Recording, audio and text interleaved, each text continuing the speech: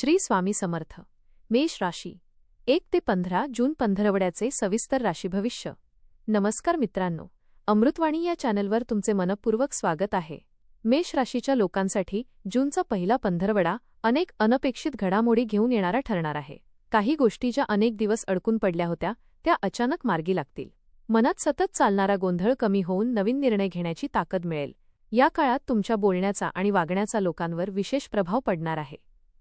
काही लोक तुमच्याकडे मदतीसाठी येतील तर काहींना तुमचं यश पाहून आश्चर्य वाटेल. जुन्या चुका सुधारण्याची संधी आणि नवीन सुरुवात करण्याची वेळ दोन्ही एकाच वेळी मिळू शकते. चला पाहूया मेष राशीचे पंधरवड्याचे राशी भविष्य. व्हिडिओमध्ये पुढे जाण्याआधी कमेंटमध्ये श्री स्वामी समर्थ लिहा. स्वामी तुमच्या सर्व इच्छा पूर्ण करतील. करिअर आणि व्यवसाय. या पंधरवड्यात कामाच्या ठिकाणी अचानक जबाबदाऱ्या वाढू शकतात. सुरुवातीला ताण जाणवेल, पण हळूहळू परिस्थिती तुमच्या बाजूने वळताना दिसेल. वरिष्ठ लोक तुमच्या कामातील बारकावे लक्षात घेतील.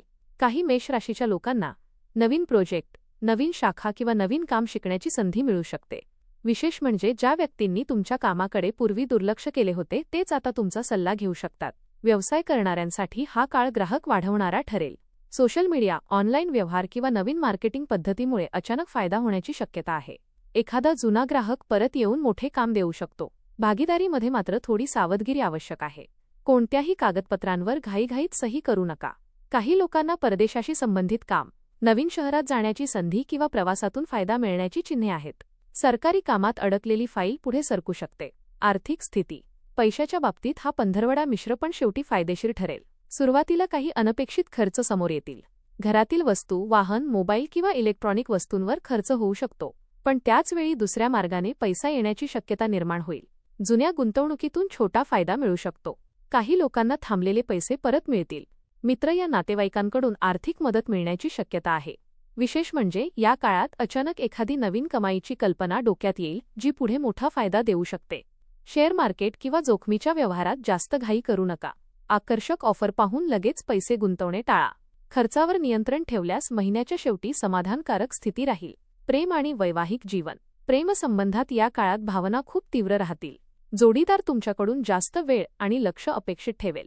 सतत कामाच्या व्यापामुळे दुर्लक्ष झाले तर छोट्या गोष्टीवरून गैरसमज निर्माण होऊ शकतो, पण प्रेम व्यक्त करण्याची तुमची पद्धत नात्यात गोडवा निर्माण करेल.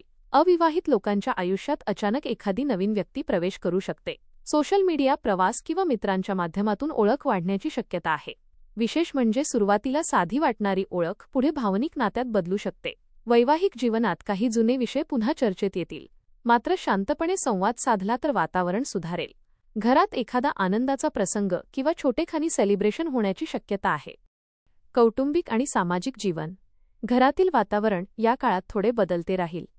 काही वेळा शांतता तर काही वेळा अचानक वाद निर्माण होऊ शकतात. कुटुंबातील एखादी व्यक्ती तुमच्याकडून भावनिक आधार अपेक्षित ठेवेल. मोठ्यांच्या सल्ल्याकडे दुर्लक्ष करू नका.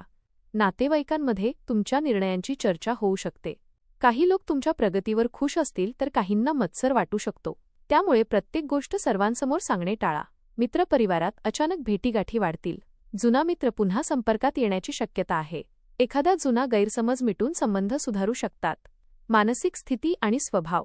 या पंधरवड्यात तुमचा आत्मविश्वास खूप वाढलेला दिसेल, पण काही वेळा राग आणि उतावळेपणा अडचणी निर्माण करू शकतो. लोकांचे बोलणे मनाला लावून घेण्यापेक्षा स्वतःच्या ध्येयावर लक्ष केंद्रित करा. रात्री उशिरापर्यंत विचार करत बसण्याची सवय वाढू शकते. भविष्याबद्दल मोठे प्लॅन तयार होतील. काही लोक अध्यात्म, ध्यान किंवा धार्मिक गोष्टीकडे अधिक आकर्षित होतील.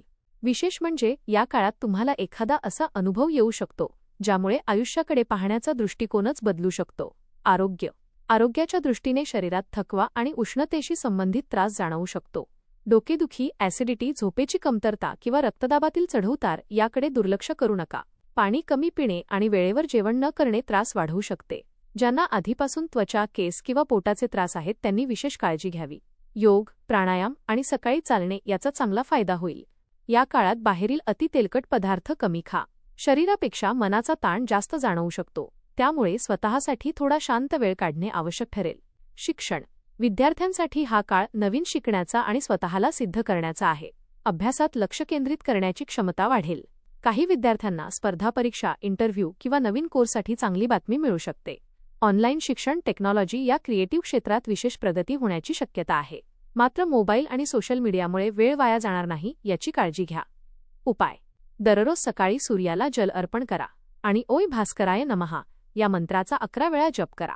मंगळवारी लाल फळांचे दान केल्यास मानसिक ताण कमी होईल आणि कामातील अडथळे दूर होतील. एकूण जूनचा हा काळ मेष राशीसाठी बदल, नवीन संधी आणि स्वतःची ओळख निर्माण करणारा ठरेल. काही गोष्टी अचानक घडतील पण त्यातूनच पुढचा मार्ग स्पष्ट होईल.